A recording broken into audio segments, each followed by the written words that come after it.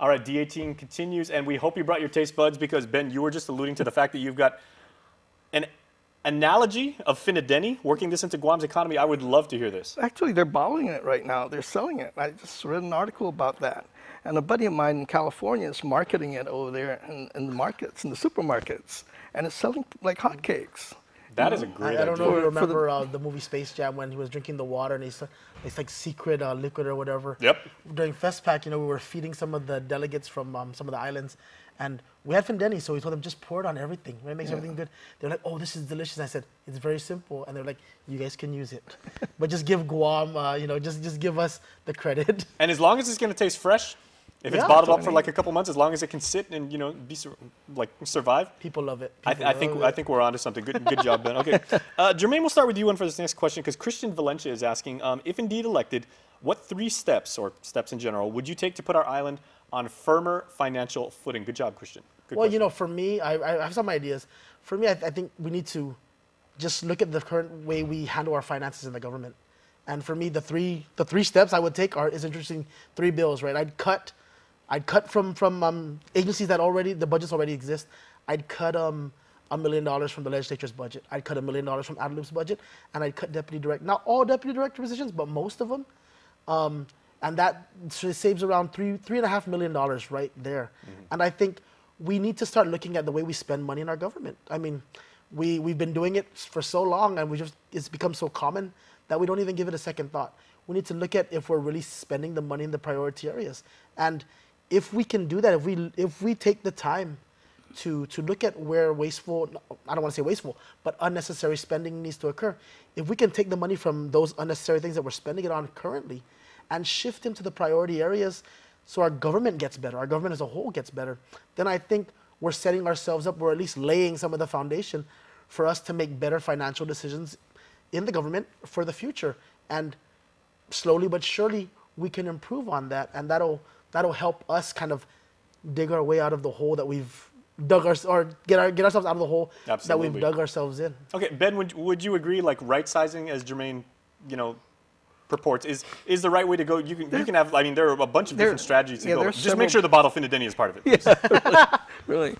Cost-cutting measures should be taken.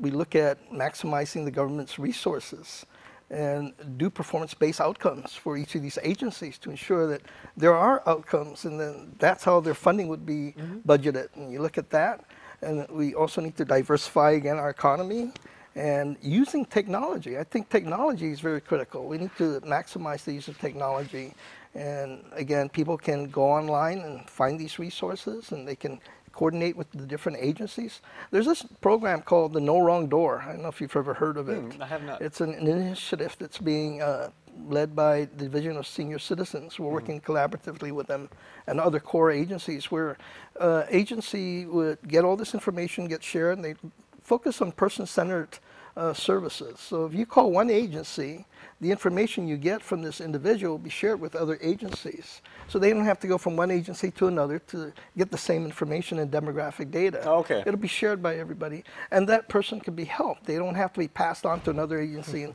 they won't take responsibility for it. Information doesn't get lost. Yeah, it doesn't get lost. They don't say, hey, we don't handle that. Call this number. They can have all that information in the system, an integrated system that can be shared with all the agencies utilizing technology. So we really need to tap on the technology and utilize it. Well, that is your forte. And Jermaine, respectfully and everything, I want to stay with Ben for this next question. We'll go back to you because Jane Heyer is asking, Mr. Servino, how do you respond to adults with disabilities that have experienced frustration with certain services on Guam? I know this is basically, this is your cause. This is what, you're very, very passionate about this, obviously. Oh, definitely. And, I've heard the stories over and over again.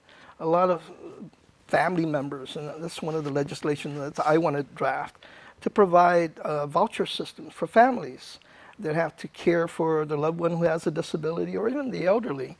A lot of them have to forego having to work because they have to take care of their loved one. So power bills don't get paid, water bills don't get paid.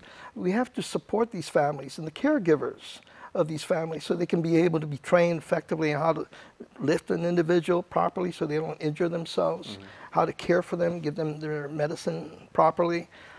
You know, and a day activity program needs to be developed. And that's going to take funding again. So these individuals who have some activities during the day, and they'll learn basic life skills, you know, and activities of daily living. A lot of that can be done here in Guam, so they can be able to transition out into the community through these independent living strategies. And then, of course, like you mentioned earlier, transportation is a big issue. And there aren't very many transportation providers here in Guam that provide accessible lifts. We'll tell you what, transportation was Jermaine's baby. We're going to get to Jermaine in just a moment after our next commercial break. Stay with us.